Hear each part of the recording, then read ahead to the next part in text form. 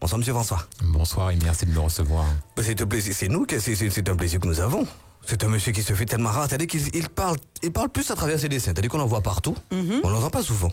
Ah, mais il voyage aussi beaucoup, hein. Il est souvent demandé aussi à l'extérieur, il va faire des petites choses en métropole, en Guadeloupe, enfin voilà. Et ce monsieur, moi je... Non, mais je suis le travail de ce monsieur, Elle a pris quelques règles dans le bouquin, là, tu sais. Non, mais tu sais que je le suis depuis très très longtemps. Et il a... C'était au début, il n'était même pas encore né. Oui, je n'étais pas encore né. Je n'étais même pas né. Donc c'est toi la sage-femme. Je l'ai accouché. Non, mais j'ai des dessins que tu avais fait, tu te souviens. À TCI, on a été à Valmenière et tu faisais des dessins sur les thèmes. À l'époque, je dessinais avec mes pieds. Voilà. Et tu t'es amélioré depuis? Oui, j'utilise ma main gauche. Ah, mais c'est bien.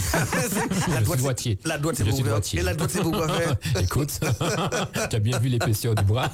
Je joue au tennis. On n'est pas sorti de l'auberge. C'est surtout le manche de la raquette que tu tiens. Voilà. Donc, tu vois, c'est un monsieur que je connais depuis très longtemps, mais toi aussi, peut-être que tu as fait. Hein? Je le connais depuis qu'il a tenu son premier crayon. Depuis qu'il a culotte courte. Vous couriez dans la savane tous les deux. Ah non, ce qu'on a. Non, on n'était pas aussi intimes. Non, il n'y avait pas de savane. Pas de chez nous. Non, mais je me dis que nous avons la chance d'avoir un de ceux qui font partie de cette génération de dessinateurs qui ont, si tu veux, explosé. Et puis qui ont fait connaître, ou peut-être reconnaître, la bande dessinée en Martinique. Parce que regarde ça, c'est bail. Quand on lisait une bande dessinée, on ne lisait pas. Les dessinateurs qui ont explosé, c'est flippant. Hein. C'est comme moment, les humoristes qui explosent. Là. Je crains. Ne crains rien, c'est une bombe à qui autant de beaucoup. Alors, avant de commencer, parce que généralement, on n'est pas, t'as compris, on n'est pas sérieux dans l'émission, hein, donc ça part en vrille des fois, mais bon. Ah, l'émission a commencé. Ah oui, tout à fait. Non, c'est pas qu'on n'est pas sérieux, c'est qu'on a oublié de prendre nos médicaments. Ouais, c'est ça, donc on se lâche, quoi, c'est un peu ça. Mais moi, j'ai quand même une question sérieuse, puisque naturellement, tu dessines, tu parles beaucoup de l'information. Moi, je me suis éclatée avec donc ce bouquin, l'autre aussi, parce que on voit des choses qui sont sérieuses, mais toi, tu les traites à ta manière. Et là, je vais parler de la liberté d'expression. Et c'est vrai qu'il y a eu beaucoup de problèmes, ne serait-ce que avec l'affaire de Dieudonné, ou encore même certains dessinateurs de Charlie Hebdo qui ont été tapés dessus. Toi, tu es un peu dans cette lignée-là, hein, tu oses, parce qu'il y a des choses qui sont quand même assez poussées. Qu'est-ce que tu en penses, toi, de tout ça? Parce que c'est important, même pour toi, dessinateur, surtout dans ce style-là, d'avoir ce droit à la liberté de dire ce que tu as envie de dire. En fait, c'est très complexe. T'as vu le ton sérieux? Oui, est-ce que je peux vous laisser? J'ai 2 petites briques à la faire et je reviens. Mais juste 2 mots, hein. Après on passe à l'émission. Mais ça, je voulais quand même que tu nous répondes, non, parce que c'est important. Oui, c'est vrai que je dirais que c'est dommage ce qui arrive et je me sens quelque part atteint parce que c'est la liberté d'expression dont il s'agit malgré tout ce qui a pu être dit. Mais il s'agit de liberté d'expression et je ne veux pas défendre Dieudonné, mais je dis simplement que on a été un peu trop loin et on doit réussir à rire de pas mal de choses. Malheureusement, je pense qu'il faut que nous autres Martiniquais, faut pas qu'on s'amuse non plus à être susceptibles, faut pas imiter les autres, et il faut qu'on arrive à garder notre humour, à rigoler de soi-même, et sans pour autant se laisser insulter. Mais je pense qu'il faut garder quand même cet esprit ouvert à la plaisanterie, à l'autodérision. Merci d'avoir répondu à la question. L'émission commence là maintenant. Et maintenant c'est parti, c'est à toi. Alors il fait le portrait, tu écoutes, si t'es pas content. C'est-à-dire qu'après la question sérieuse, voici le saltimbanque. Et tu ne dis rien. Tu n'interviens pas. Il va nous faire une crise. Je me tais. Alors voici le portrait que je n'ai pas dessiné, mais je l'ai peint. Donner à notre invité. Tu as dit peindre, hein? Oui, j'ai dit peindre. Donner à notre invité une feuille, un crayon, un fait de société, un peu de temps. L'ordinateur maintenant. Tais-toi. Ouais, pas là, oui. Mais c'est vrai. Je t'avais dit ça. Et mon rabati. Moi, j'ai obligé de crier le salut pour lui. Bon, je te dis ça comme ça, Philippe. Coupez son micro, s'il vous plaît. Alors, vous lui donnez... Non, de toute façon, je ne m'adresse pas à vous, je m'adresse aux auditeurs. Un peu de temps et après quelques cheveux blancs. En plus, il produira un dessin satirique. François Gabour n'est pas qu'un dessinateur de presse humoristique, c'est aussi et surtout un observateur sans concession de notre société. Son coup de crayon est aussi acéré que l'homme est discret. Ses dessins sont aussi cyniques que le bonhomme est connu pour sa gentillesse. Aussi loin qu'ils s'en souviennent, le dessin a toujours été la passion de François. À l'heure où les bébés apprennent à marcher, lui, il apprenait à dessiner. Un crayon était son biberon et il faisait déjà des dessins dans le sable avec son petit pinceau. Oh. Le sable, c'est pas vraiment mon truc. C'est un moment qui m'a dit ça. Très tôt, notre invité a fait le de pinceau dans le sable, l'illustration. non. Ouais, mais je parle dépend de quel pinceau. Voilà, je parle de ton petit pinceau. J'ai pas des crabes. Ouais, mais tu mets pas le pinceau dans le trou du crabe. Tu fais des dessins avec. Je te dis comme pas, ça. si tu mets le pinceau dans le trou du crabe. Aïe, aïe, aïe, aïe, aïe, aïe. Mon Dieu, je ne voudrais pas être à ta place, hein. Alors, très tôt, notre invité a fait de l'illustration son moyen d'expression privilégié, préférant un bon dessin à un long discours. Et il fait partie de cette génération de dessinateurs qui ont choisi de faire et de vivre de la BD. Lecteurs de Zambla et de Rahan, ils ont créé leur propre EO. Et ils ont su concilier le martiniquais avec la légèreté du dessin et le sérieux du message. Quand il était un jeune Tibraille, François se frottait aux autres dessinateurs martiniquais et c'est donc tout naturellement qu'il a affirmé son style et depuis on parle de gabourage. Un mélange de sensibilité, de cynisme, de réalisme, le tout pimenté d'humour. Pour finir, je dirais que Gabour est un homme sérieux. Enfin, je ne sais pas si c'est vraiment le cas. Gabourage, c'est pas mal. Hein. Il a inventé un mot. Le gabour qui bourre. Le gabour qui bourre, gabourage. Philippe, t'es un bon. Je sais. Généralement, c'est ce qu'on me dit. Le roi Philippe. Allez, finis quand même ton portrait. Alors, je dirais que Gabour est un homme sérieux, qui ne se prend pas au sérieux. Et même si des fois il est dans sa bulle, il n'oublie pas que sur une page blanche, tout est possible. On peut y écrire et dessiner ce qu'il y a de plus nouveau et de plus beau. J'ai fini, je suis parti. Ah, c'est génial. C'était hasardeux, hein, ce soir. C'est la première fois hein, que ça... Bon. Non, mais il est, Non, mais c'est il très est gentil. dissipé, mais tu es dissipé, mon petit bonhomme. Je t'avais prévenu, hein. Je t'avais prévenu. C'est vrai qu'elle m'a dit que tu es un garçon intenable et qu'il fallait te donner du Prozac avant. Alors, monsieur, est-ce que vous êtes d'accord? Est-ce que ça vous plaît? Est-ce que... C'est vrai que j'aime beaucoup la mer. J'aime beaucoup le sable. Le coup du pinceau dans le sable. Là, tu as fait une fixation sur le pinceau. Alors, qu'est-ce qui te gêne? Le petit pinceau ou le pinceau? Si je fais une sorte de jonction avec tout ça, si tu veux, entre le pinceau, le sable et le gabour qui bourre, Qui fait du gabour? le goubrage. Non, mais tu es top.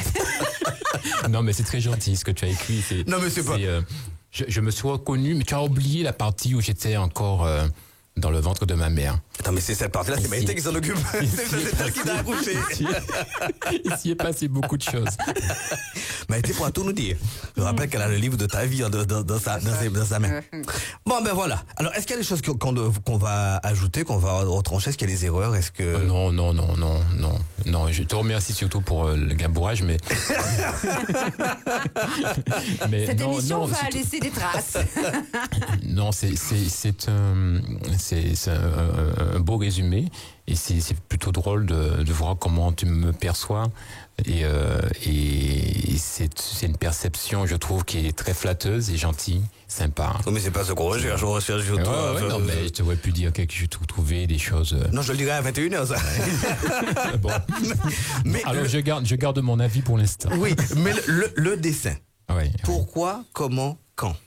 Ben en fait, c'est avec le temps, je me suis rendu compte que, bien sûr, je savais dessiner, j'avais des aptitudes au dessin. Puis après, je me suis rendu compte que ce qui était nécessaire pour moi, c'était de raconter des histoires. Et qui fait que en réalité, c'est pas plus le dessin que le fait de raconter des histoires. Donc tu aurais pu écrire des romans. Comme Jean-Marie Ragal. Comme Jean-Marie Ragal. Je n'ai pas lu son roman. Donc s'il m'entend, je ne porte pas de jugement, même si je rigole. Oh, mais là, il en a fait un tube néanmoins. Mais est-ce que Ouais. quand tu as dit je veux dessiner, tu ne Ah non, t'es je ne pas me suis dit. pas dit que je veux dessiner. Non, tu ne t'es pas dit je veux. dessiner. Non, tu ne t'es pas dit je veux en faire un métier. Ton premier dessin, tu l'as fait à Mais quel t'es âge? laissé pour la répondre question moi avant. Non, on commence déjà par ça, puis après il va répondre à la tienne. On va dans l'ordre chronologique des choses. Toi, tu Non, en sais les fait- étapes. Mais en fait, ça a commencé à l'école primaire. Ah ben voilà. Et à l'école primaire, à l'époque, j'étais à Debriand, dans une école à Debriand. Et Et donc, je n'aimais pas du tout. Je n'aimais pas du tout l'école. Donc, vous enfant l'école là et vous avez au fond de l'école là. Et j'étais au fond de l'école, mais réellement en plus. Et j'étais au fond de l'école et je dessinais. Je m'occupais à dessiner. Et alors, il y a des moments où j'avais envie de travailler, d'autres moments où c'était moins intéressant. C'était fonction des profs. Il y avait des profs très désagréables. J'ai des souvenirs de profs très désagréables. Et puis, quand j'avais des profs qui étaient bien, ben voilà, je travaillais. Et donc, ça a commencé à l'école primaire. Et je me souviens, quelque chose qui m'avait beaucoup marqué, c'était une histoire qui nous avait été projetée. C'était un dessin animé où il fallait construire progressivement l'histoire en y ajoutant un élément. Donc, il fait qu'on voyait un personnage qui bougeait et puis qui demandait, un peu comme dans l'esprit de Alinéa, qui est venu quelques années plus tard, qui demandait, par exemple, une branche. Et sur cette branche, il y a un oiseau qui venait se poser, par exemple. Ça, je trouvais ça très magique. Rien à voir avec le magique religieux dont dans ton bouquin. Mais ça, c'est son côté vieille social de la campagne. Oui, mais j'ai vu qu'il est là en pleine évolution. Il m'aura même mettre dans la fiche sur les têtes. Quand elle mettra son fichu, à mon avis, il faudra te méfier. Mais en fait, ce qui se passe, c'est que quand j'étais gamin, j'étais très influencé par, c'est vrai, les Zambla, les Hakim, les Ataka, les Mister No, Black Le Rock. Black Le Rock. Mais j'étais surtout, je crois, à l'école primaire, j'étais surtout influencé par les Disney. Blanche-Neige. C'est ton petit côté fleur bleue. Alors, je ne me retrouvais pas en Blanche-Neige. C'était plutôt la sorcière. Non, vous avez ça de commun, alors? Non, les sept nains. C'était les sept. Tu étais lequel? Qui attendait Blanche-Neige. Tu étais lequel parmi les sept? Je Grincheux. m'en doutais, j'allais le dire. Non, je l'imagine plutôt un pervers. Mais je ne sais pas, celui-là. Oui, c'est le 8e. Ici, il y a quoi ça d'être là. Quel des habits, mais pas des habits. Mais ça, Walt Disney fait nous là. Mais en fait, je m'amusais beaucoup à dessiner, à reproduire tous ces dessins-là. Mais comment à partir de support papier? En fait, parce qu'en fait, à l'époque, à partir de support papier, il y avait aussi des autocollants qu'on trouvait. Et donc, je m'amusais à les reproduire. Et c'était vraiment génial. C'était vraiment génial. Donc, des fois, je les faisais à la taille. Des fois, c'était plus grand. Donc, j'en ai fait une tonne. Et puis, après, quand je suis arrivé au collège, j'ai continué. Donc, c'est peut-être au collège qu'il y a eu cette période de Hakim, de Zambla. Je crois que non, c'était au collège. C'était à l'école primaire. Et je sais même que tu lisais Pif également. Oui. Tu sais que je lisais Pif. Ouais. C'est bien, Pif, moi aussi je l'ai lu. Ah, c'est génial. Mais c'est génial avec Hercule. C'est surtout Pif Gadget parce qu'il y avait un petit gadget. C'est ça, il y avait toujours un petit truc dedans. Je me souviens de Mondial qu'il y avait eu, où il y avait un petit jouet, là, un personnage qui shootait un ballon, c'était génial.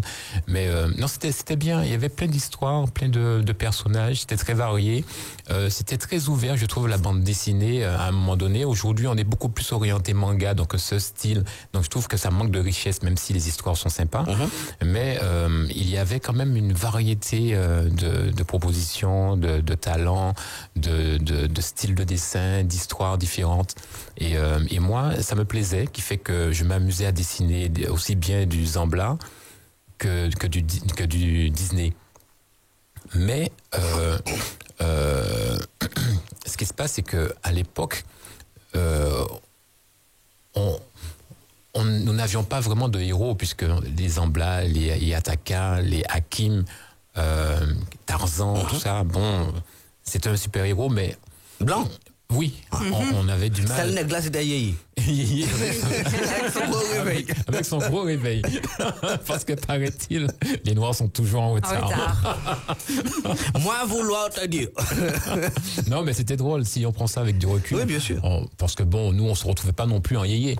Et je sais pas si on se retrouvait un peu dans le héros, tout en se retrouvant pas à la place de la population qui était là, des Noirs, mais qui était exagérément caricaturé.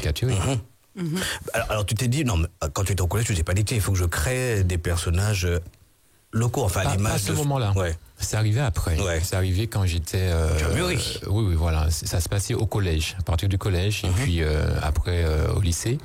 Mais disons que quand j'ai vraiment voulu faire des personnages qui me ressemble, c'est quand j'ai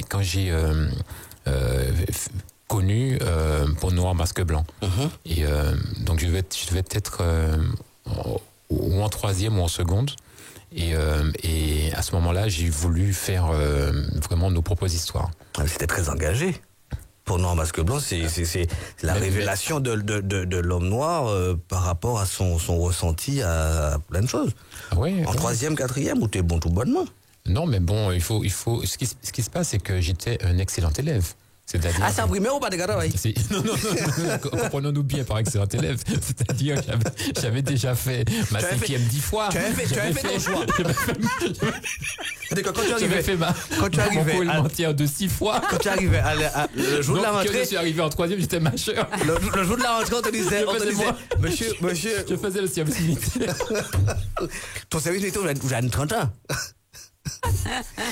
Ta maman, quand elle entend ça, qu'est-ce qu'elle s'est dit? Elle s'est dit, c'est tant petit bonhomme là, tant petit scélérat à Tiboué. Parce que on n'en croit pas une seconde à ce que tu dis là. Ah oui, mais bien sûr, mais en fait, ce qui se passe, c'est que il y a tout ce qui concerne le dessin et tout ce qui concerne entre guillemets, l'engagement du personnage, ce qui implique alors l'engagement du personnage. Et ce qui se passe, c'est que je me souviens, ce qui m'a beaucoup motivé à faire ce que je fais aujourd'hui, ce sont les injustices. Et les injustices, c'est quoi? C'est l'école primaire, donc certains profs. Il y a plein d'enfants qui nous écoutent.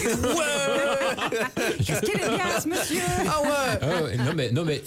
T'occupe-toi. Je ne sais pas si vous vous souvenez, cette époque où il y avait des élèves qui venaient avec des fleurs, des cadeaux. Ah, pour la maîtresse. Oui, pour la maîtresse. Et puis pendant ce temps, il y avait les autres élèves qui étaient moins lèche-cul, qui n'avaient pas nécessairement un parent enseignant, un filon quelconque, et donc ils se retrouvaient comme ça, laissés sur le bord de la route de la classe. Et qui fait que l'élève prend conscience.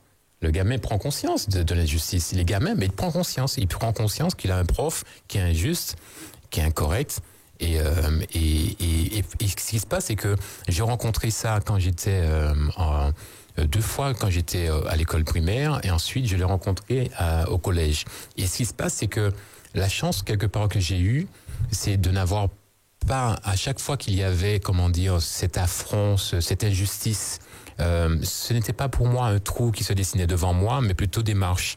Et qui fait que ces gens-là ne se rendaient pas compte que finalement, ils me motivaient à aimer la vie, à aimer, à vouloir aller plus loin. Et qui fait que je leur ai donné un dribble quelque part. Et des fois, je pense à eux. Je n'ai plus de mépris pour eux. Aujourd'hui, les choses se sont tassées. Le temps est passé et j'ai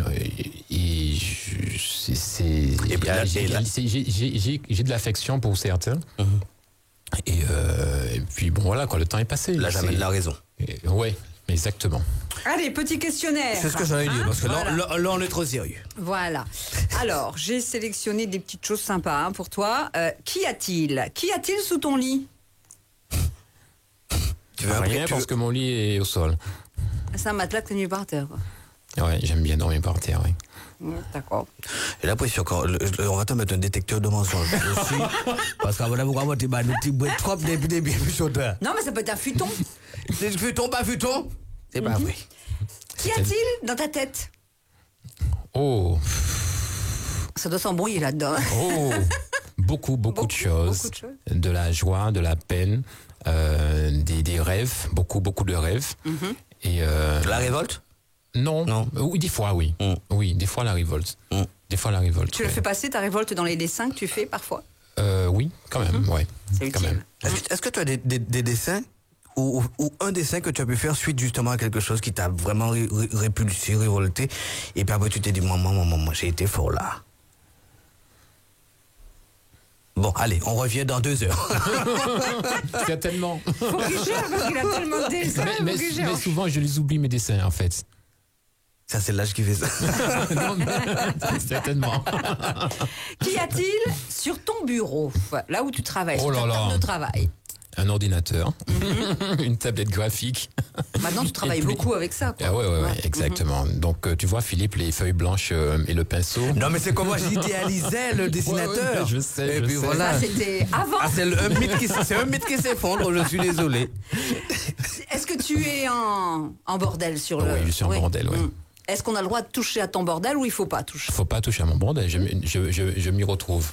Non, c'est pas vraiment un bordel. Un bordel En fait, organisé. En fait, ce qui se passe, c'est que je n'aime pas le bordel. Parce que c'est tellement déjà bordélique dans ma tête que j'aime bien quand les choses sont claires. Et alors, il arrive qu'il y ait du bordel, mais pas tant que ça. Pas tant que ça. Qu'y a-t-il dans ton sac? Je suis désolée, il n'y en a pas. Mais Il y est-ce en a que pas. Je il y n'ai a pas de sac. Où est-ce que tu mets tes affaires? Ton téléphone, tout Dans ça? tes poches. Dans les Non, poches. si, non. Qu'est-ce qu'il y a dans mon sac? Ça dépend. Ça peut être un ordinateur, un notebook, quoi, ou alors, suivant, ça peut être une serviette, un t-shirt et une bouteille d'eau. C'est quand tu vas faire du sport, ça. D'accord. Qu'est-ce qu'il y a dans tes rêves? Tu m'as bien dit mon sac, hein? Oui, tout ça, dans n'importe quel sac. Si j'avais été là, je l'aurais fouillé. D'habitude, c'est ce que je fais. C'est pourquoi je ne suis pas venu avec. Mais il n'y en a pas, donc je peux pas aller regarder ce qu'il y a dedans. Je savais qu'il y avait eu cette question, alors j'ai évité de venir. On a laissé ça là encore l'autre jour. Il a demandé au vigile. Veuillez bien. mais ça va. S'il m'a été demandé au lit, pas mal. Quoi gourmet, puis il le faut. Et si pour mettre en poule en 4 croisés, baba il quand même. Ou alors, même en cabardé. Qu'y a-t-il justement dans tes rêves? Tu en parlais tout à l'heure, qu'il y a plein de rêves dans ta tête. Qu'est-ce qu'il y a, par exemple, dans tes rêves? Oh, plein d'utopies. Plein d'utopies. Mais bon, je ne suis pas le seul. Donc tu penses que jamais tu pourras en réaliser un? Oh, alors si tu veux, quand je parle d'utopie, je parle des grands rêves pour ce monde. Et la paix, plus de justice, moins de manipulation de la part des uns et des autres. Tu aurais été argentin, adorable et François II, toi.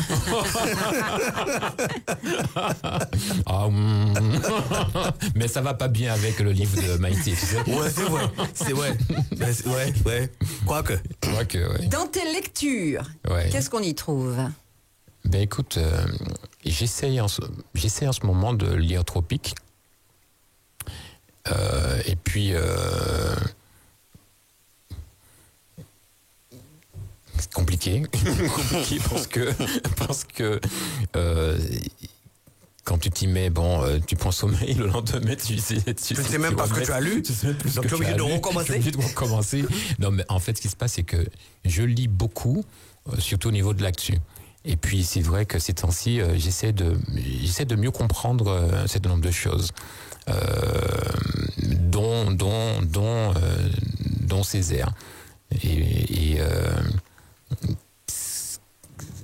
c'est pensé à un moment précis. Mais bon, je suis encore un inculte concernant Césaire. Et qu'y a-t-il dans tes cauchemars? J'en fais pas. Ah bon, c'est bien. La personne qui dort à tes côtés doit être contente. Attends. D'accord. Bon, pas de cauchemar. Qu'y a-t-il dans ton frigo? De l'eau. De l'eau. Mais tu restes au sol à la baie. Non, mais tu m'as dit dans le frigo. Tu m'as pas dit dans le bar. De l'eau, mais c'est pour te dois servir venir, de quoi. crase. De crase. Sinon, Oui, c'est vrai, c'est les mieux que produits l'eau bénite. laitiers, tout ça, tu manges sainement ou bien Oh, tu je manges n'aime pas n'importe les quoi? produits laitiers. Ça me fatigue. Ah bon? Ah ouais. Bon, ouais, ça me fatigue. C'est toi qui as découvert phénomène. ça, c'est pour Ah non, mais chacun son truc. Tu me donnes du chocolat, je pense sommeil, là, trouve tout de sommeil. Pourtant, on dit que le chocolat, ça chauffe. Allez, on va marquer la pause. Il est 20h. Eh ben, mon Dieu. Oui, Laurence Gon. 19h30, 21h, c'est le club. Le club. Avec Maïté et Philippe, du lundi au mercredi sur RCI. Il m'engueule. Ben, Il m'engueule avec ses... Je suis déjà en train de avec regarder ses comment je yeux. vais Tant faire. Il m'engueule avec ses yeux. Tant qu'il te regarde avec ses yeux, il n'y a pas de problème. C'est normal. C'est François Gabour qui est notre invité donc ce soir jusqu'à 21h. C'est donc la deuxième partie. Et bien là, on va plonger dans ton enfance. On va tout savoir. Est-ce que tu as des frères? Est-ce que tu as des sœurs? Est-ce qu'ils dessinent? Voilà, tout ce que tu aimes faire. Alors déjà, tu es originaire de quelle commune? Fort-de-France. Faut y aller. Madame. Quel quartier, monsieur? C'est ça. Gaudissart. Gaudissart, j'ai passé une très belle enfance à Gaudissart. Qui nous a parlé de l'audition il n'y a pas si longtemps? Tant que c'était pas à l'école, c'était magnifique. Là, on fait un Vraiment, à fixation. l'école, On va faire hein, fixation, c'est- les cerveaux, ouais, ça. ouais, ouais. Dans le gars, ben. traumatisé. Mesdames, messieurs qui avaient été ces instituteurs, vous avez vu l'état dans lequel vous nous l'avez Vous mis. étiez superbe. Donc, Godissa, avec une fratrie, vous étiez combien? Enfin, vous êtes combien? Frères, sœurs? 9 plus 2. Ça fait 11. Ça fait une équipe de football? 9, Mais c'est c'était quoi? une équipe de gars, bon football. 9, c'est quoi? Garçon ou fille? Ça fait 3 filles. 3 filles? Ouais. Tu Et vois la maths. pourquoi tu dis 9 plus 2? Ça fait 11, c'est ça. Oui, ça fait 11. Mais moi, je pensais que c'était, par exemple, 9 garçons et 2 filles. Ouais, non, comme je ne sais pas calculer, donc du coup. Donc, en fait, c'est l'histoire de repère. C'est-à-dire qu'il y a eu les 9 premiers 9 enfants. plus 2, hein, ça fait Papa avait des restes. Papa dit, bon, on ouais, ça va acabar. Et ça a donné les 2 derniers. D'accord. Mais ceci dit, papa était vigoureux. Hein? Ah, On se dit, maman. et la mère, courageuse, Oui. Ah ben oui. travailleuse, hein, Faisait quoi comme boulot, papa-maman? infirmière pour ma mère et mon père faisait du business. D'accord. Ah mais infirmière, c'est comme elle faisait. Je ne peux pas te dire. Non, mais déjà pour J'ai- son boulot et pour s'occuper de vous. Écoute, moi, je leur tire mon chapeau parce que même si je n'en porte pas, mais c'est quand on est adulte, après on se rend compte de ce qu'ils ont pu faire. Et chapeau, quoi. On aurait pu tourner délinquant. Je sais pas, parce que bon, c'est facile, hein. Ceci dit, ta vie n'est pas encore terminée, donc on Ma ne sait vie n'est pas. pas terminée. On ne sait je pas ne ce que sais nous pas, réserve demain. ouais. Demain, Peut-être hein, qu'en si. sortant d'ici, déjà, je changerai d'avis. Ouais, Et Babou a que- tué un monde, enfin, on ne sait pas. Pas ça. hein, Bon. voilà. Et mais sinon, comment s'est déroulé ton enfance 11 enfants, plus les parents, ça fait 13. C'est pas un chiffre pour de bonheur. En plus. J'espère que la maison était bénie. Tous les autres qui avaient béni Kyle. Une éducation sévère ou bien très ouverte? Ferme, ferme et dans une relation de confiance. Et mais j'ai vraiment eu une belle enfance parce que ce qui se passe, c'est que chez moi, c'était un peu de Vendée. C'est-à-dire que à Godissa, il y avait une partie qui n'était pas développée comme maintenant. C'était une partie qui était réservée à la nature. Aujourd'hui, il y a plein d'immeubles, mais à l'époque, c'était Savane. la savane. Enfin, c'était la savane, c'était le bois. Parce que la savane, panier bois, en Ouais, l'eau, panier en l'eau, ouais. c'est assez parfait. Mais là, c'était vraiment un bois. Poidoux, Zicac. Gégib. Oui, il y avait quelques-uns. Oui, derrière, tu sais. Oui, jusqu'au derrière, à fond. droite. Oui, oui, près oui. du poulailler de Voilà. monsieur Janvier. Voilà, il y avait la rivière coulait en Ouais. contrebas. Puis là, t'as des chiens là, oui, t'as des millions de bagailles. Et en fait, et devant, là où les parents avaient le contrôle sur nous, c'était l'espace jeu, on jouer mab, etc. La cour. Et la cour. Et aujourd'hui, on met des espaces bien organisés pour les enfants, mais c'est fermé. Mais ce qui avait d'intéressant, c'est qu'on avait une grande liberté, c'est-à-dire on passait par devant, les parents voyaient à travers les jalousies ce que nous faisions, et puis après, nous avons pâti derrière, serré, et qui fait qu'on allait dans le bois jouer, et là, c'était le bonheur, mais Total. total. Et c'est en ce sens que je dis j'ai eu une très belle enfance parce que on allait pêcher, on allait chasser des oiseaux et puis des aballettes. Et puis on avait vraiment une très grande liberté. On montait aux arbres, on bouffait des fruits, on se faisait piquer par des guêpes parce qu'à l'époque t'as pas au côté des pesticides quoi actuellement. En tout cas, il y a pas au côté massacrer ces guêpes noires et ces guêpes rouges là. Et puis on faisait des camps dans le bois. Donc avec du carton. Vous avez une petite cabane. On faisait une petite cabane. Et je vais vous dire un truc assez drôle aussi, c'est que je me souviens qu'il y avait une décharge. Notre gars jouait dans des décharges là. Et quand par exemple, non, mais les parents ne se rendent pas compte que c'est là qu'à jouer dans une décharge. Mais je trouve que c'était un espace. C'est assez drôle, hein? C'est un trésor, Ce que je veux enfin, c'est dire. la caverne d'Ali Baba. C'est pas manger où tu as trouvé un didoin. Ouais. C'est où tu as trouvé toutes sortes de bagailles, des bouteilles, des cartons, un peu de tout. Mais on arrivait des bouts de ficelle, toutes sortes de ferrailles, etc. Et on réussissait à récupérer des éléments et à en sortir des choses. Et je trouve qu'en matière de créativité, il m'a pas dit si tiens, mais là, des choses. La propose fait, mais. Ça casse un petit mauvais. mais il y avait ce petit côté-là qui était sympathique et puis un rapport avec la nature assez important. Et le contact avec les frères et les sœurs? En fait, ce qui se passe, c'est que j'avais mes frères savaient tous dessiner. Et qui fait que ce qui avait d'intéressant, c'est que je les voyais faire. Et les gars, il y a deux là-dedans en particulier qui étaient des gros malades qui s'amusaient à faire de la bande dessinée sur des cahiers. Et ces boules-là, qu'à vendre ces bandes dessinées, c'est-à-dire que les gars remplissaient le cahier. Ah ouais? Et donc c'était des originaux. Les gars vendaient, mais à rien du tout, à que dalle, leurs originaux. Et donc, ça leur faisait leur petit argent de poche pour s'acheter des chewing-gums.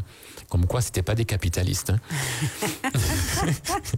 et ce qui se passe, c'est que peut-être que ça m'a influencé.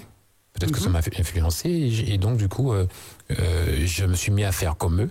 Donc j'ai rempli des cahiers et donc j'ai fait plusieurs histoires dans des cahiers comme eux, sauf que je les ai pas vendus. Voilà, ou plus malgré ou plus capitaliste. Et tes frères, ils dessinent toujours ou bien Non, pas du tout, pas hein. du tout. Ils ont pris Ouais, une autre option. Oui, une autre option, oui. D'accord. Ah, ça c'est dommage parce que ça aurait été bien de voir un jour un album de BD avec les frères Gabour. Les frères Gabour. Gabour à Genko. Aïe. Quand tu étais plus jeune, Ouais. quelles étaient tes passions? Est-ce que tu aimais la musique? Est-ce que tu aimais aller danser? Est-ce que c'était le sport? Est-ce que c'était... Alors ça c'est l'adolescence. L'adolescence, oui, j'aimais beaucoup la musique. J'écoutais, il y avait les JM Connection que je trouvais qui étaient fabuleux. Adelina. Oui, Adelina. Il y avait les frères Dijon, il y avait quand même pas mal de compas que j'aimais beaucoup. J'ai moins aimé ce qui est venu après et j'ai beaucoup aimé. J'ai eu l'influence un peu des Schleu, tout ça j'aimais bien parce que mon père était un gros passionné de musique. Et donc, il fait que par rapport à lui, j'ai baigné aussi bien dans tout ce qui était Schleu que dans la salsa, le merengue, qui fait que je baignais là-dedans très tôt. Et la musique, vous l'écoutiez par le transistor ou vous aviez on avait la le chaîne. phono? Tondix. La chaîne.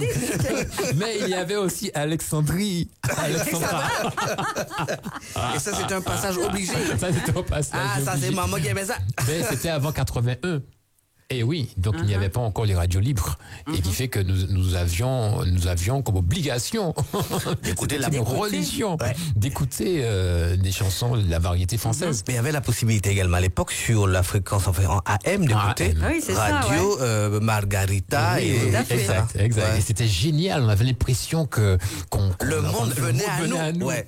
C'était génial. Je parle d'une époque que je n'ai pas connue, mais qu'est-ce que On te racontera, Philippe. Ah là là. Mais après, en fait, ce qui se passe, c'est qu'il y a eu, ça c'est plus à l'adolescence, il y a eu, j'ai beaucoup aimé la Perfecta, donc très tôt on allait zouker, donc je vais avoir 13 ans, on était déjà dans des soirées.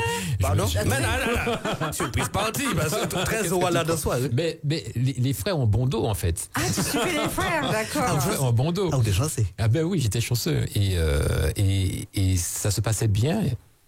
Ça s'est bien passé. Jusqu'à Jusqu'au jour où jusqu'au jour où non, ça s'est toujours bien passé. Et on a pris beaucoup de risques. On a fait le con, vraiment le con à moto, on a fait plein de choses. Attends, si je peux me permettre. Ouais. À 13 ans, les parents te laissaient aller zouker avec tes grands frères? Oui, on n'allait pas en boîte de nuit, mais par exemple, il y a eu l'anniversaire de la Perfecta, par exemple. À Sainte-Anne. À Sainte-Anne. Eh bien, j'étais là. Et c'était génial. Les grands frères, c'est les protecteurs, en fait. Oui, c'était l'excuse aussi. On peut en parler maintenant. Hein, et Il y a prescription. quand je le raconte à ma mère, elle me dit c'est pas possible. Mais C'est ça le fait, oui. C'est ça le fait, oui. c'est pas notre famille. Vini, pas trop tabou moral. raconte-nous les oreilles. quelques faits notables.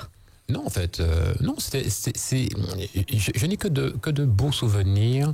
Et vraiment, j'ai passé une belle enfance, une belle adolescence. Il y a eu des moments difficiles par rapport à un certain nombre de professeurs qui ont été vraiment importants, je pense, pour que je puisse faire ce métier d'aujourd'hui, par rapport à leur côté hyper injuste. Mais à côté de ça, il y avait une très grande liberté, un rapport de confiance. Maurice, il faut écouter quand même, hein. Le Monte-Carlo tout à bord de la rivière, parce que je suis un homme de la rivière, j'aime beaucoup. Et Monte-Carlo va être coutume, ouais. Mais c'était modéré, c'était juste pour te rappeler qu'à midi, tu n'es pas juste tenu à table, à midi tu es à table avec tout le monde et on bouffe ensemble. Donc, mais sinon, c'était que de belles choses, beaucoup de confiance. Peut-être mes parents ont-ils pris des risques, hein, parce que bon, ça aurait pu tourner au vinaigre comme ça a été le cas pour certains. Mais bon, en général, avec la petite bande avec laquelle nous étions, parce que quand j'avais 8 ans et demi, je n'étais plus à Gaudissart. J'avais changé de coin. On était arrivé à un endroit un peu plus beau, tout ça. C'était où? À Desrochers. Et en fait, c'était la villa. C'était pas aussi. J'avais perdu un peu de cette liberté que j'ai recherchée dans le coin. C'était pas évident. J'étais un petit sauvageon. Hein. J'étais vraiment un petit sauvageon. Gars qui se bagarrait. Gars qui pas pour rien. Je veux dire, qui était capable, quoi. J'étais vraiment un sauvageon. Et je gérais bien mon environnement naturel. Et puis.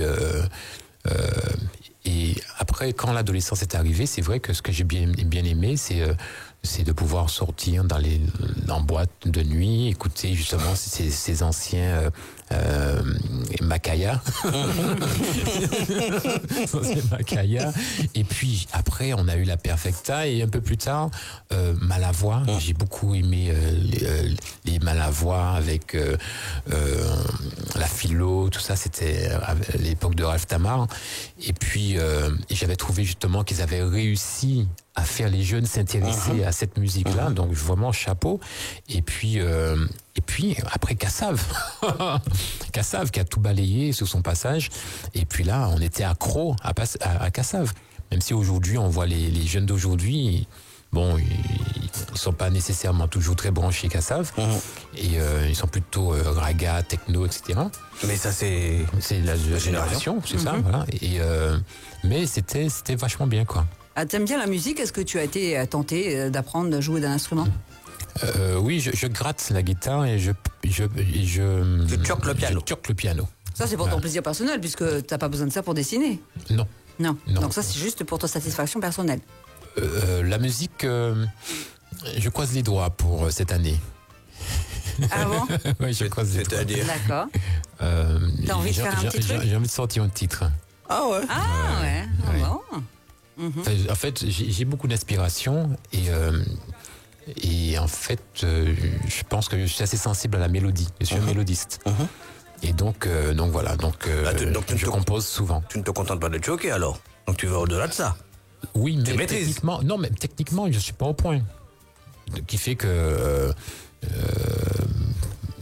je suis pas au point. Donc il faut que je passe par un arrangeur qui puisse m'organiser tout ça. Et donc qui fait que je ponds l'idée, je ponds les textes, je mets en place la mélodie, j'organise, je structure et après il faut voir l'arrangeur pour qu'il puisse mettre tout ça en forme, améliorer, optimiser, parce que je n'ai pas malheureusement le savoir technique. On peut pas tout avoir malheureusement. Écoute, on te fait plaisir là. Écoute ça.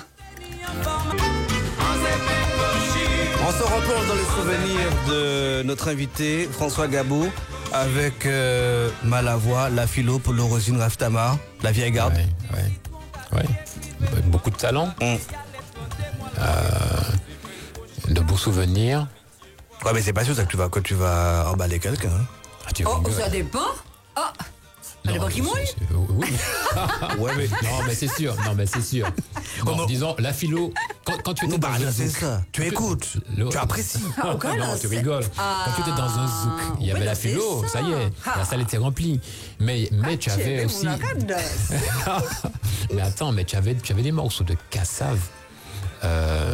Comme... attends, j'oublie les noms, là. Enfin bon, j'en ai fait... Bon, il y a Zouk là. C'est le médicament. Oui, mais c'est ce que j'aime le moins. Les Darling et tout ça, là, de Patrick Saint-Éloi. Alors, je trouve c'est ça. Où j'appelle. Toi, c'était en bas la tête, en bas, papa, la Toi, tu es dans le rythme Welele. Mais nous, on parle du côté, c'est quelque chose d'os à deux. Il y avait Eva. Voilà, tout ça. Et en fait, ce qui se passe, c'est que je me souviens, en fait, nous avions un groupe de musiciens. Et je me souviens, on a eu l'occasion d'interpréter Eva. Et je me souviens, on avait un bassiste, c'est lui qui m'avait fait découvrir le slap. Et donc c'est une façon de jouer à la basse. Et c'était génial. Et on avait dans ce groupe-là, alors bon, j'ai passé plusieurs groupes quand j'étais ado. Mais je me souviens, on avait des talents d'aujourd'hui, comme Vaton, comme Philippe Joseph, qui étaient tous deux au clavier. Il nous avait caché ça. Moi, j'étais... Non, mais je ne sais même pas si Thierry Vaton se souvient de ça. Philippe, je lui en ai parlé une fois. Il m'a dit, bon Dieu, François, t'as oublié ça. Tu vois. Et tu jouais de quoi, toi, à l'époque? À la guitare. Mais ces gars-là, ils savaient lire des partitions. Moi, jusqu'à présent, je ne sais pas lire une partition, je joue d'oreille. Et donc c'était génial d'avoir des références comme ça et même si aujourd'hui dans mes compositions, bon, je suis pas du tout dans cet environnement-là. Il est 20h22. Allez, petite question pour rigoler un petit peu avec l'ITV décalée. Elle est bien présente. Ta friandise préférée? Robert, ça, ok, dis-moi François 2 encore, c'est ça? Ou François 4? Non, 2, parce que. Non, 2, ça suffit. Parce que s'il y en a 4, ça veut dire que là, il doit avoir. Ça, là, ouais. Je ne suis pas friandise. Ceci dit, tes propos n'engagent que toi, monsieur. Tu n'aimes pas les friandises? Non. Tu n'aimes pas les friandises? Mais non, pas mes friandises. Tout ça, friandises skinny. Non, mais en fait, alors sinon, il y a des petites choses que j'aime bien. J'aime bien le moelleux au chocolat. Eh ben alors. J'aime bien comment il s'appelle, le fondant. Ah. C'est ça, le cœur coulant. Le cœur coulant. Le cœur coulant. Ah, mais c'est pas un gros gâteau, mais un petit gâteau. Petit cœur coulant au chocolat. Mais j'aime aussi le gâteau sec, le gâteau coco, là. En gros, il faut que vous mangez cette sauce. Et puis, parce qu'on sait que c'est fouillé après pour manger. Ouais. Et pour qu'elle dorme après, parce que garçon, non, faut boire ça avec, faut manger ça avec de la sauce. Ah ouais, maman. Qu'est-ce qui te fait avancer? Mes rêves. Mes rêves et puis l'envie que les choses avancent. Qu'est-ce qui t'énerve au quotidien? Le manque de performance, le manque de volonté d'excellence des autres. Tiens, on en a parlé hier. L'approximation, le hijabon comme ça. C'est pour cochon. Ouais. ça me prend la tête. Ça, c'est vraiment un truc qui me prend la tête. Et je considère que chacun a un boulot et il faut essayer de le faire le mieux que possible. Il ne faut pas se contenter de ces petites références. Et puis il faut tout le temps. Je prends mon cas par exemple. Tout le temps, je suis en interrogation. Tout le temps. Sur mon outil informatique, je cherche des outils, je teste. Et je me dis, tiens, et qui fait qu'on peut regarder, par exemple, mes dessins d'il y a 1 an, on va voir des changements. Et si on regarde mes dessins d'il y a 10 ans, on va voir des changements. J'ai horreur de ne pas évoluer. J'ai horreur de stagner, de ne pas m'interroger, de penser que parce que je me suis arrêté, je suis arrivé. Parole ta t'es belle. Oui, on va le graver dans du marbre. Tout à fait. Mirella, bonsoir. Notre invité d'hier a eu le même discours que toi. Il sera dans le prochain. C'est un gars bien. C'était qui? Non, c'est une fille. Mirella Chandalou, que nous saluons. C'est quelqu'un de bien. Que tu connais parce que c'est la sœur de José Chandalou. Le dessinateur, Tijo. Ah oui. C'est sa sœur. Mirella. D'accord. On va te la présenter. Pour son mais je la connais, José. Mirella. Ah, si tu connais José, c'est bien. Je connais José, mais je connais Mirella. Et d'ailleurs, je me suis inspiré de... Bon, je vais pas le dire, mais d'elle dans mes dessins du Rouge Bitume. Dans le Rouge Bitume. Ça lui frappe. Dans le rouge que j'ai avec le mais bleu. je ne te dirai pas lequel. À nous chercher. Je sais. Bon, d'accord. Est-ce qu'il t'arrive d'avoir des chaussettes dépareillées ou encore d'oublier de mettre un caleçon? Non. Non. Ça, je vais pas de caleçon pour ton information. Ce soir, tu n'as pas de caleçon. Maïté, tu sais bien que nous sommes comme Saint-Thomas dans cette émission. Pas vérifier. François II n'a pas de caleçon. Il n'a pas de caleçon. Il n'a pas de slip non plus, d'ailleurs. Maïté. Oui. De plus en plus fort. Dangereux, monsieur, hein? Bon. Non, ne le crois pas sur parole, Maïté. Va vérifier. Moi, je vérifie pas. Nos auditeurs sont Et les chaussettes dépareillées? Non. Non plus. Non. Donc tu es quelqu'un quand Ça même. m'est déjà arrivé de ne pas me rendre compte que j'avais un côté. Rouge et un côté bleu. Non, pas à ce point-là, mais avec un petit dessin différent. Et je me suis dit, mine de rien, c'est pas plus mal. Ça fait un Mais style. j'ai eu l'occasion de croiser des gens avec des chaussettes différentes et je trouve que c'est pas mal. Non, ça fait original, ça sort Ouais. un petit peu. Ouais. Ouais, si on veut. Pourrais-tu avoir recours à la chirurgie esthétique? Tu as quelque chose contre ma gueule? Qu'est-ce qu'elle a, sa gueule? Non, mais je sais Non, pas. mais je ne suis pas contre du tout ceux qui choisissent la chirurgie esthétique. Chez toi, Parce tout que est bon. si je C'est considère- comme dans le cochon. C'est comme dans le cochon, mais pas le cochon de l'excellence, bien sûr. Non, cochon blanche. On en parlait tout à l'heure. Oui, oui, oui. Non. Oui. Oui, je suis sûr que c'est ça. Oui, je sais ça, je sais, j'ai trouvé. Non, continue de travailler, toi. Bon, d'accord. Donc, Je me suis aussi inspiré d'Yves Bussy. recherche Yves également sur le dessin. Voilà. Continue au bout, c'est poché au bad. Le personnage de dessin animé à qui tu ressembles le plus? Waouh, moi? Oui. Oh là là. Je sais Peut-être dans le Un caractère. super personnage. C'est qui Super-héros. un super. Super-héros. Mandrake. Mandrake. Ouais, Mandrake. Mandrake, je sais plus ce qu'il faisait. Il était magicien? Il était magicien. Avec sa oui, cape. oui. Ah ouais, Et son chapeau de forme. Mandrake. Merci. Ouais. Merci Mandrake. Philippe. Oui, parce qu'il fait des trucs. Ouais. D'accord. Mandrake. Gabus, yébé. De quoi ne peux-tu pas te passer? De mon matériel de dessin. Tu l'emmènes toujours avec toi? Il y a toujours quelque chose? Il y a toujours Souvent, j'ai souvent un feutre en tout cas, parce que l'ordinateur c'est un peu gros, ma tablette graphique aussi, mais sinon j'ai souvent un feutre et un bloc-notes. Ah, d'accord, donc tu ne fais pas que du numérique, encore comme de l'informatique. Non. D'accord, ça Mon me rassure. téléphone aussi. Mon téléphone pour mémoriser des idées. Ah, on est toujours en action, toi. T'arrêtes pas. Ouais. Toujours branché, Ça quoi. tient, Ouais, ça ouais, tient il y a- Comment bien. on fait pour te débrancher? Même quand je suis en vacances, C'est pas ça, elle est dure. parce qu'en fait, c'est Pas ça, elle est dure, on peut. C'est un- T'occupe pas de Philippe. t'occupe pas. Bah, quand on considère dire on pas qu'à comprendre ça fait pinceau et puis ça, C'est là. ça, t'as Je vois raison. le lien. T'as Je vois le raison. lien. C'est Pâques à tout moment. Pas qu'un Ah, carnaval. mon cher, tu regardes les câbles là qu'on nous paie. Donc c'est tout le temps. Oui, tout le temps. Ouais. Je reste connecté. Mon cerveau est tout le temps en action. Mais c'est parce qu'en fait, ça fait partie de sa vie, ça fait partie de lui. hein. Oui, c'est une passion. C'est voilà quoi. C'est toi. C'est moi. C'est moi. Ta viande, tu l'aimes saignante ou à point? Elle est pas mal celle-là. Quelle partie de sa viande? Ma viande, est-ce que je l'aime saignante ou quoi tu as dit? Ou à point? Écoute, je pense qu'il va falloir. Il va falloir que cette émission soit un peu plus sérieuse. Est-ce que je veux ma viande? Encore heureux qu'elle t'ait pas dit, est-ce que ta viande, c'est halal ou cachère? Ou alors, est-ce que c'est du tampon? Oh là là là là. Réponds à ma question. Ou un applicateur? Ah, c'est excellent. Est-ce que j'aime ma viande saignante? Non, tu sais, Ah, mon non, Dieu. ça m'inspire pas, tu sais, la viande saignante. Non, ça ne m'inspire pas la viande D'accord, saignante. donc à point. Et donc, je préfère que Par défaut. par défaut, je la préfère à point.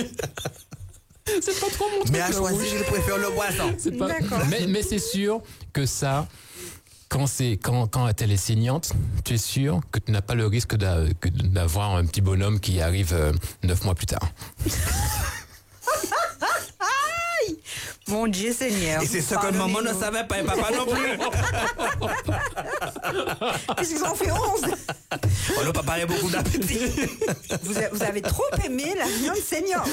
Non, saignante. Non saignante, Non, tu es Seigneur. à point. Ah, À point. monsieur point. Gabour. Bravo Maïté. Tu aimerais qu'on Tu puisse... poses des questions quand même pas mal. Hein. Mais j'ai fait exprès, ça là, je savais qu'elle allait tourner... C'est ça. Je te signale, c'est pas moi l'invité. Non, c'est ça. Alors, tu aimerais qu'on puisse cloner quoi d'autre que des brebis? Sur toi. Sur moi, ça c'est pas mal. Philippe en rajoute une couche. Ah là là là là là là là là. Un porc. Ah, ce soir, je dis quoi. Excusez-nous, messieurs et mesdames. Riez avec nous. Et puis c'est mercredi, c'est la dernière émission de la semaine. Alors, Un porc. Un porc, il un porc. C'est pour la cœur au bouchon. Oui, en plus, non, je dis pas, j'arrête là, j'allais dire les bêtises. Ne dis pas. Avec le porc, ça fait...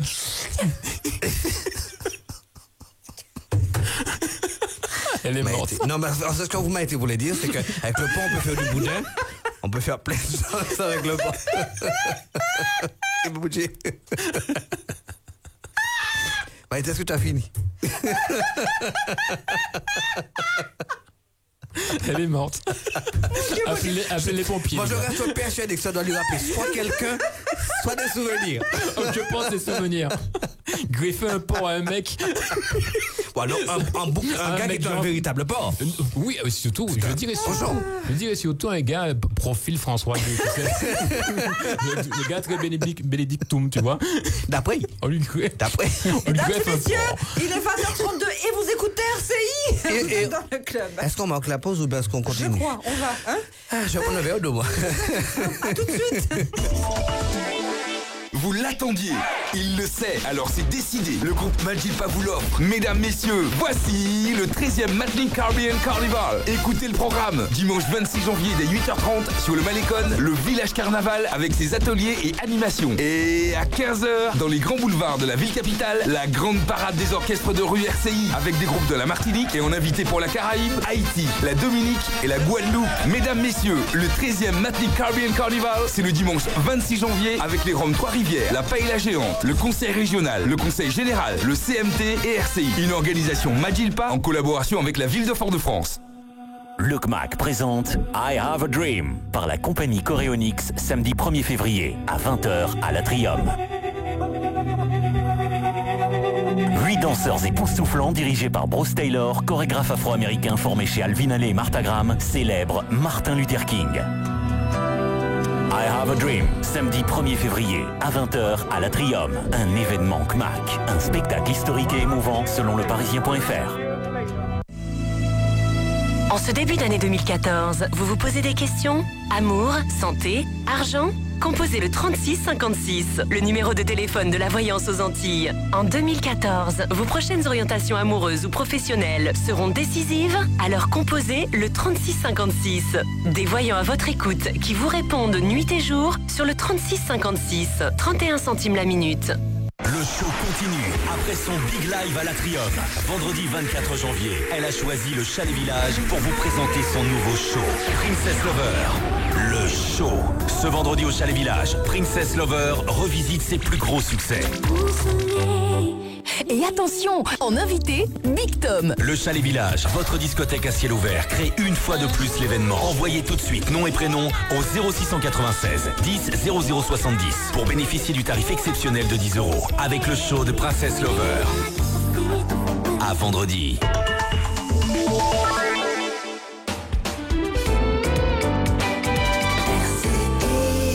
Le club avec Maïté et Philippe. Maïté et Philippe. Sur RCI.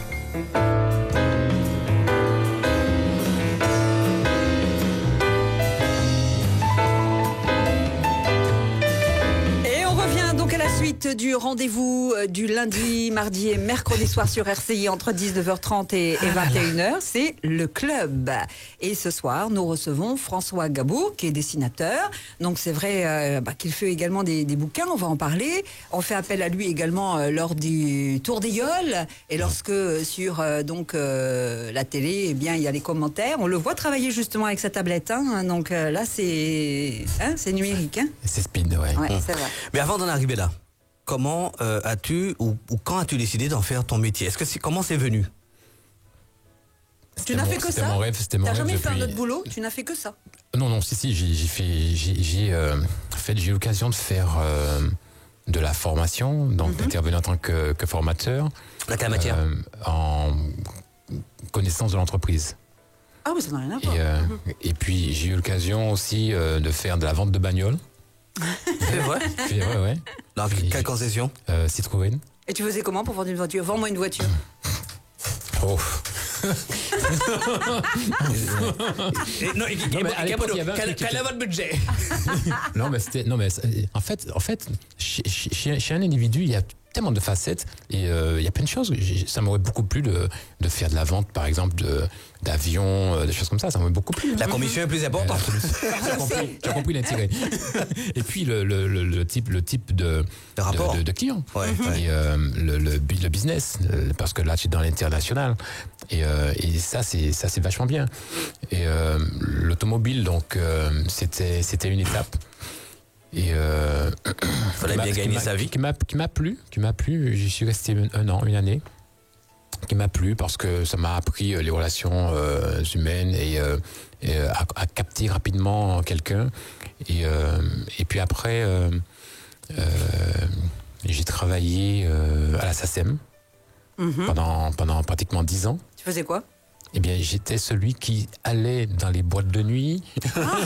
J'allais dans les boîtes de nuit, j'allais dans les soirées. restaurants, j'allais dans les soirées, dans les concerts. Ça, c'était pas mal, par contre, les concerts. Et, Ouais, tu allais vérifier tout ça. J'allais vérifier, j'allais signer des contrats, donc il y avait toute une partie terrain, une partie administrative. Et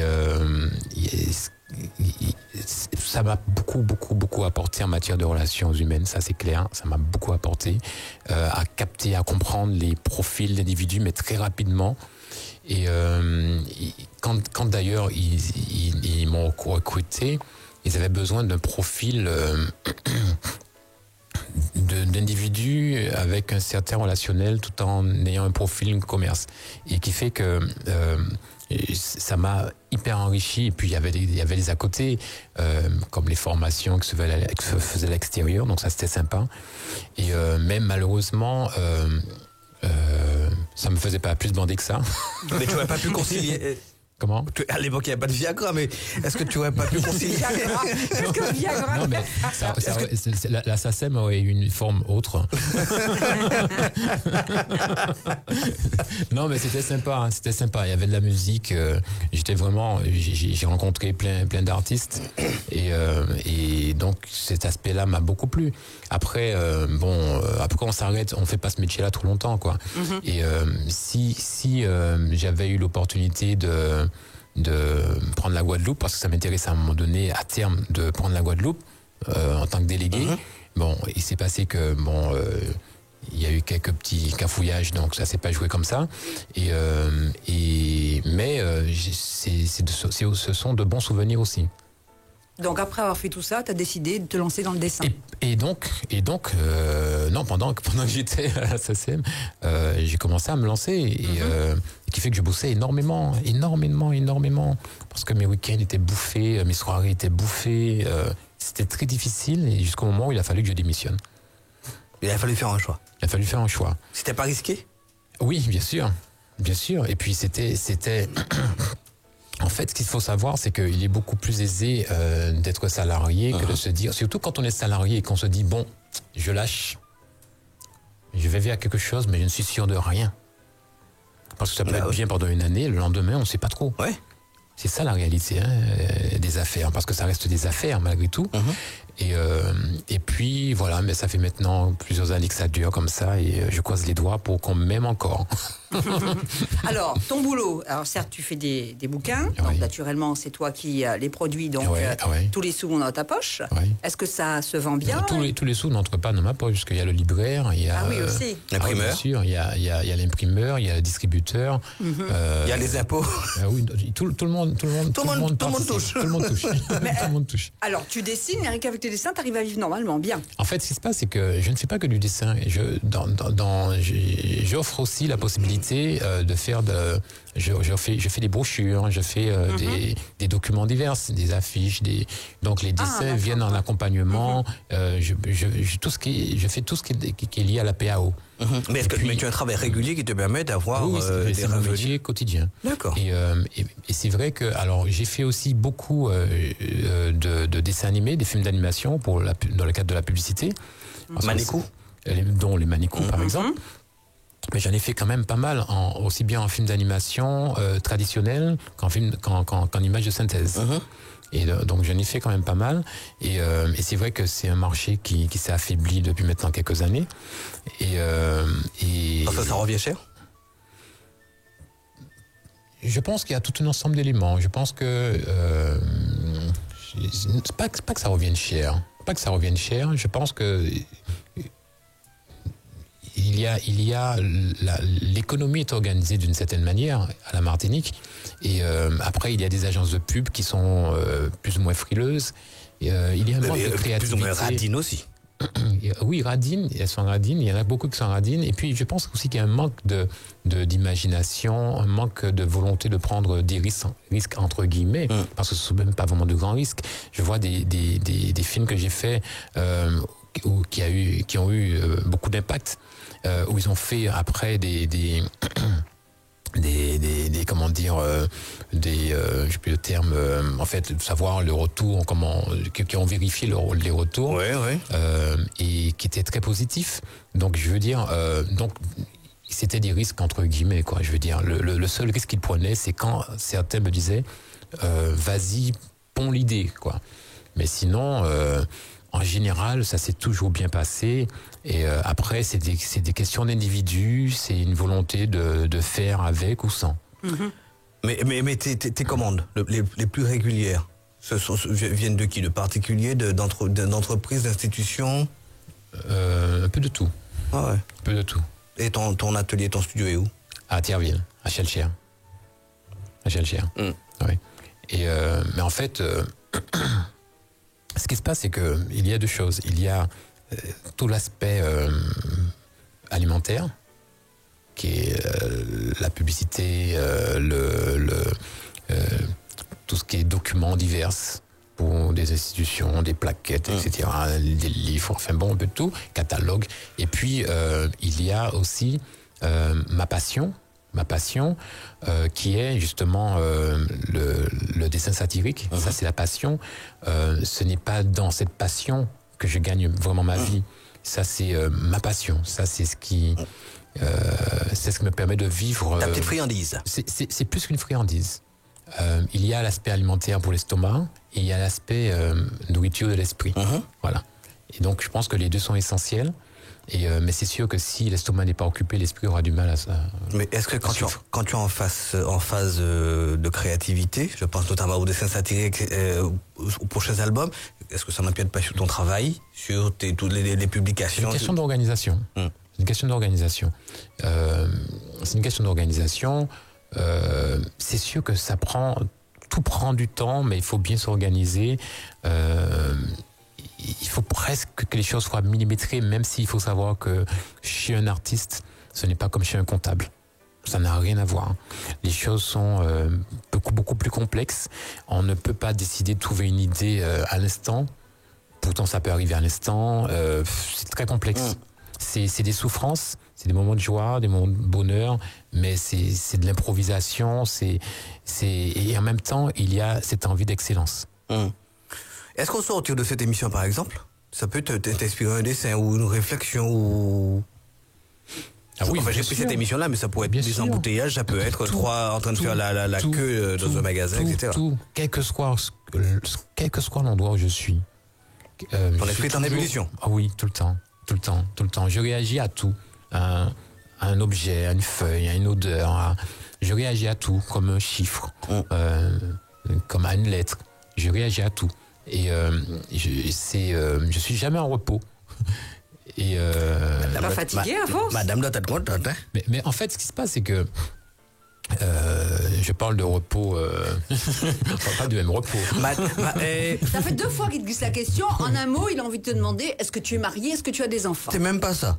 C'est ce que je veux savoir. Puisque vous voulez ça m'en est en tête. Qu'est-ce que quand tu es en train de machin chouette? Est-ce que tu Madame, je ne suis pas une PAO, alors fais-moi une PAO. Non, mais ce qu'il faut savoir, c'est qu'il y a une différence. Là aussi, tu t'organises. Non, mais il y a une différence entre quand tu fais un bouquin, par exemple, quand je dis un bouquin, enfin, quand tu fais une prestation de service, il y a une différence entre la prestation de service et puis la passion de l'écriture, par exemple, ou du dessin, ses propres projets. Les propres projets, ça, c'est dans la peau. Ça n'est plus rien. c'est dans la peau, c'est comme le musicien, c'est dans la peau, et qui fait que même si je me trouve à n'importe quel coin de la planète, je suis là en train de m'interroger, j'ai des idées, j'ai envie de raconter des choses. Je peux être beaucoup plus créatif en une semaine à l'extérieur que pendant 3 mois ici à Martinique, parce que des fois j'ai pas le temps de réfléchir comme je souhaiterais sur un projet personnel. Et donc qui fait que je peux écrire, je sais pas, une BD en une semaine, ça m'est déjà arrivé, et l'écrire. Après, réaliser, c'est autre chose. Mais qui fait que, mais c'est une passion. Donc, je veux dire, il n'y a pas de barrière. Il n'est pas question de dire que je commence à telle heure, je finis à telle autre heure. Ce n'est pas possible. C'est un ensemble, c'est une façon de vivre. Dans mes rêves, dans tout.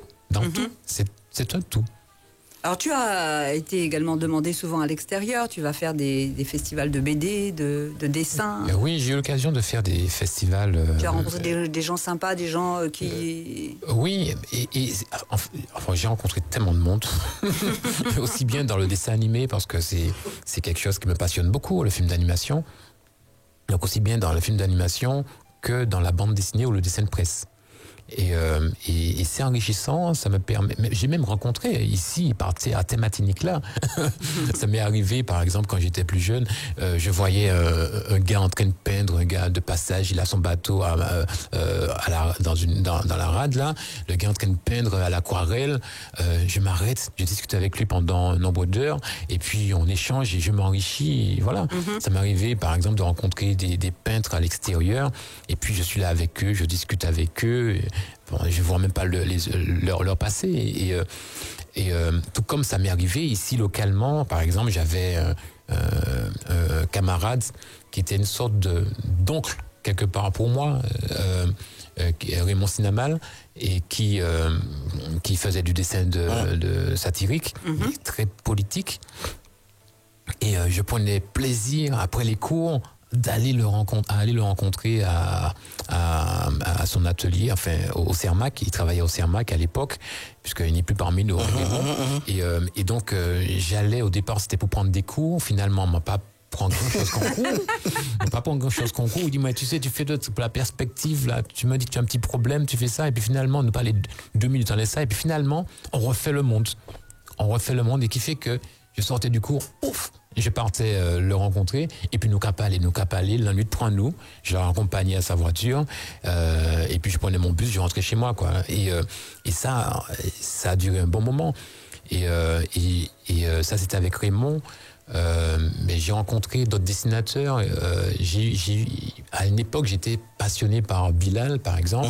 Quand j'ai Bilal Guadeloupe, j'ai pris un billet. Et je suis parti à la Guadeloupe, j'ai arrangé un plan pour qu'on puisse se rencontrer, parce que il n'était pas question que je le rencontre dans une librairie. Donc il fallait que je l'ai pour moi. Pour moi seul. Pour moi seul. Donc il fait que je l'ai rencontré tranquille, c'est sympa. Et puis sinon à l'extérieur, j'en ai rencontré aussi d'autres. Et il y en a un qui a été très important pour moi, comme Petit Luc, qui faisait des histoires de rats. Et parce que je blues, je sais pas si j'arrive à prononcer cette BD là, et c'est un Belge qui vit à Montpellier, et un gars complètement taré qui s'amuse à faire des super virées à moto sur l'Afrique. Pendant un mois, les gars partent comme ça à moto, et puis il envoie des petits billets comme ça, il raconte ce qui se passe, genre il a perdu son carnet, finalement il retrouve à telle autre frontière, et Petit Luc a eu l'occasion de me recevoir et de me donner quelques cours, et c'est un grand passionné aussi, il aime beaucoup le dessin animé, et je pense qu'il a beaucoup impacté sur ma façon de dessiner. Et quand on prend bien soin de regarder ce qu'il fait, il y a un petit quelque chose. Oui, je pense qu'il m'a quand même influencé. Et puis, je sais pas, j'en oublie. Récemment, par exemple, il y a eu le salon du livre à la Martinique. À la Martinique, ouais. Mais j'ai proposé qu'on puisse faire venir Tinius, qui est un dessinateur de Charlie Hebdo.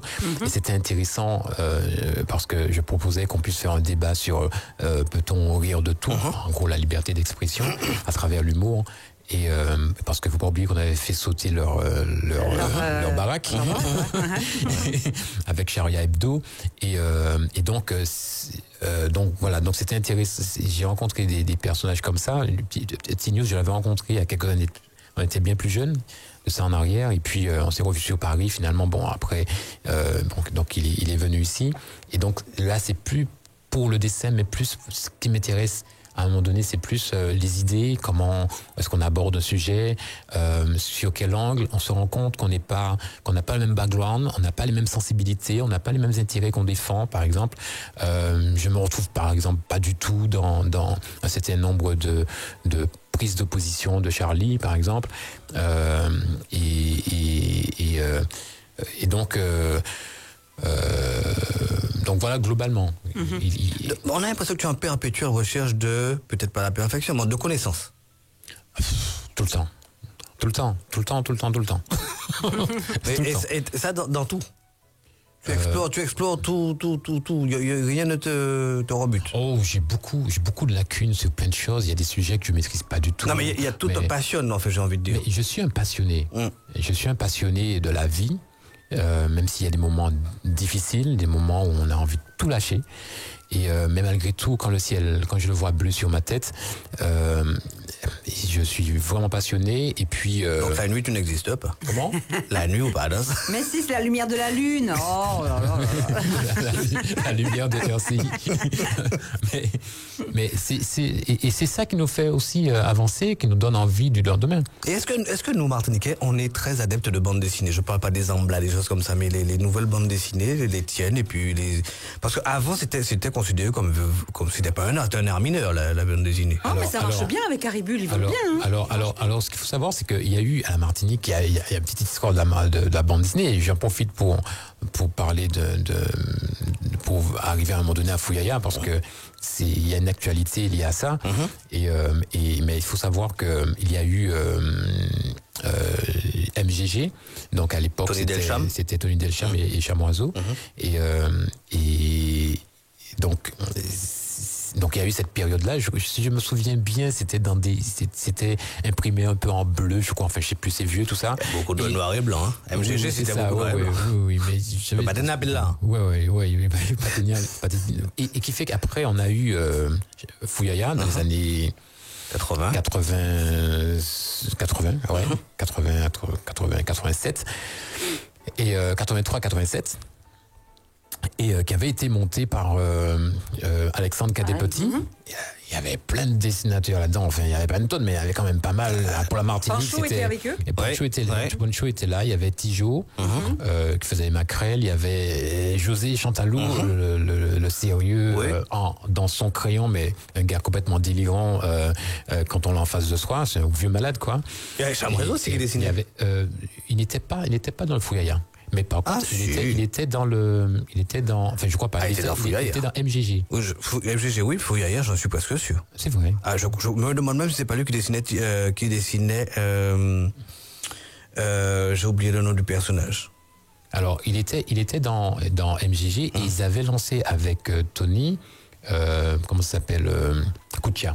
Voilà. Après, Koutia. Il y a eu. L'homme au Koutla. Voilà, l'homme au Koutla. Mais ça, c'était MGG. Après, il y a eu Fouyaya, et dans Fouyaya, donc le haut du sommet, si on peut dire, le personnage qui brillait, c'était Tichal Mako et les maquerelles de Tijo. Ouais. Et puis, mais ce que je voulais dire, c'était une belle aventure parce qu'il y avait des dessinateurs, il y avait c'était l'occasion de rencontrer du monde. Parce qu'il ne faut pas oublier que c'est une île. Il y avait Didier Néré.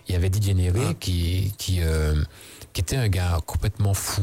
Le frère de... Oui, je sais. C'était des super dessins. Et c'était un gars super... Il était génial, quoi. DJ, on était génial. On passait des moments ensemble. C'était un gars très simple et qui était un bel exemple d'optimisme. Ouais, D'optimisme. Parce que DJ était tétraplégique Oui, tout à fait. et il n'arrêtait pas d'en envoyer des vannes. Hein. Et donc c'était vraiment un bel exemple. On pouvait avoir un malzongle, par exemple, un malzongle ou bien un bal chivé, et on râlait, et, parce qu'on sait bien que dans tout ça, il y a des nerfs, et qui fait que, alors que lui, dans sa propre réalité-là, qui passait du temps à l'hôpital, avec des opérations, machin, etc., donc là, t'es qu'un vrai bon blague. Et ça s'est fini assez tragiquement pour lui. Et je voulais aussi dire que donc celui qui a lancé Fouyaya, c'était Alexandre Cadet-Petit qui nous a laissé la semaine dernière et dont c'est la veillée ce soir. Voilà. Et là, tu nous as plombé l'émission. Parce que la mission est finie. Donc rendez-vous ce soir à la veillée d'Alexandre Cadet-Petit, pour lequel nous avons une pensée particulière, parce que c'est un grand ami de RCI également. Aussi. c'est ça. Et en fait, Alexandre, en fait, c'était... Moi, je suis arrivé à la fin de Fouyaya. Donc, il a accepté de m'ouvrir les colonnes avec Tijo, parce que Tijo était parmi les décideurs aussi, me semble-t-il. Et donc, c'était sympa. J'étais en pleine recherche. J'ai essayé d'être autonome en matière de scénario, parce que pour moi, il n'était pas question d'être un dessinateur. Je voulais être un auteur. Et parce que j'avais des choses à raconter. Et donc c'était un gros travail à fournir, un gros travail personnel, réussir à convaincre que je pouvais faire quelque chose. Et donc Alexandre, lui, donc il m'accompagnait dans ce sens-là. Et c'était une sorte de grand frère, quoi. Le mot de la fin, parce que là on arrive vraiment au thème de l'émission. Si tu as un mot Un mot pour conclure. Ben en fait, je pense qu'à ta question tout à l'heure, est-ce que nous aimons la bande dessinée? Oui, nous aimons la bande dessinée. On aime rire. On est un peuple c'est un peuple qui aime rire. La Martinique aime rire. La Martinique aime rire d'elle-même. Est-ce qu'elle aime rire de tout? La Martinique n'aime peut-être pas rire de tout. Évidemment, mais comme tous les peuples. Mais elle aime rire des autres. Mais la Martinique aime rire des autres, mais beaucoup, parce que les gens se reconnaissent dans nos histoires. Mais bien sûr. Et ils en rigolent. Mais donc, il fait que... Et personnellement, moi, quand je regarde certaines gags, certaines blagues qui peuvent être considérées comme racistes, je me mets pas dans la compétition avec les autres à dire, comme les autres disent que c'est antisémite, etc. Je me dis, moi, ça me fait rire ou ça me fait pas rire. Et si ça me fait rire, je ris. Et donc, voilà. Bois pour nous aller. Merci François d'être venu ce soir, passer cette petite heure et demie en notre compagnie. J'ai observé que Fateni de l'eau. Pour